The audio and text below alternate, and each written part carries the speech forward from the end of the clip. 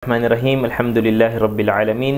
Wassalatu wassalamu ala asyrafil anbiya'i wal mursalin nabiyyina Muhammad wa ala alihi wa sahbihi ajma'in. Amma ba'd. Assalamualaikum warahmatullahi wabarakatuh. Mga kapatid sa pananampalatayang Islam, alhamdulillah, pinagkalooban ulit tayo ng Allah ng panahon upang pag-usapan ang relihiyong Islam. Ating tatalakayin ngayon ang ikalawa nating aralin na ang ating pamagat ay yung sinasabi ng mga kaugalian sa pagtugon ng tawag ng kalikasan.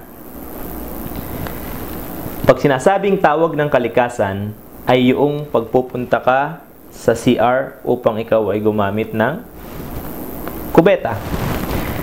May mga kaugalian bilang isang Muslim na dapat isa katuparan ng isang mananampalataya. Unang-una sa lahat, kapag ikaw ay tutugon sa tawag ng kalikasan, magpupunta ka sa banyo o sa CR, bago ka pumasok, ay meron kang dua na babanggitin. Meron kang panalangin na babanggitin pagbukas mo ng pintuan at pagpapasok ka na. Ano po yun? Magsasabi tayo ng Bismillah. Allahumma inni a'udhu bika minal khubathi wal khaba'ith.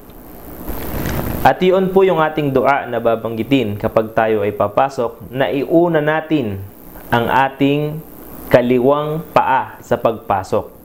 Kapag kapasok tayo sa kubeta, iuuna natin ang ating kaliwang paa, at kapag tayo ay natapos na, tayo po ay lalabas ng kubeta, ng CR. Sa pamamagitan po ng uunahin naman natin ang ating kanang paa at magbabanggit po tayo ng Ghufranak. At ulitin natin, kapag papasok po ng kubeta o ng CR, ay uunahin po yung kaliwang paa at babanggitin po yung sinasabi na dua, no? Allahumma inni a'udhu bika minal khubti wal khaba'ith. At paglalabas po, unahin ang kanang paa, babanggitin ang Ghufranak. At mga paalala, iwasan po nating makapagdala po ng mga papel na lalong-lalo na may nakasulat ang pangalan ng Allah. Mga Quran, libro, babasahin, anumang papel na may nakasulat na pangalan ng Allah, ay pinakamainam ay huwag pong dadalin doon sa palikuran. At gayon din po, ipinagbabawal din po ang pagsasalita, pakikipag-usap sa loob ng palikuran, sa loob ng CR.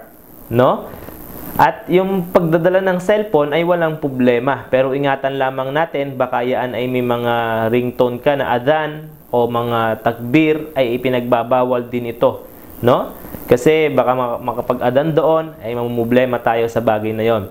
Kaya sa pagpasok ng kubeta, ay mayroong ugali ang isang mananampalataya. Kailangan niya itong isa ugali, inshallah ta'ala. At ganun pa man mga kapatid sa pananampalatayang Islam, tinuruan tayo ng Islam sa mga ugali na kung saan tayo ay mayroong mga lugar na dapat lamang ihian at dumihan. Ito ay sa mga palikuran. Pinagbabawal sa atin na dumumi o umihi sa mga sumusunod na bagay.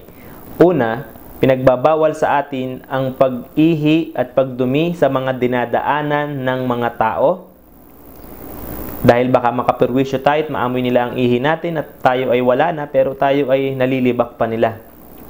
Pangalawa, ang mga puno o mga pahingahan o hardin ng pampubliko ng pinapuntahan ng mga tao, ay hindi tayo dapat umihi at dumumi dito.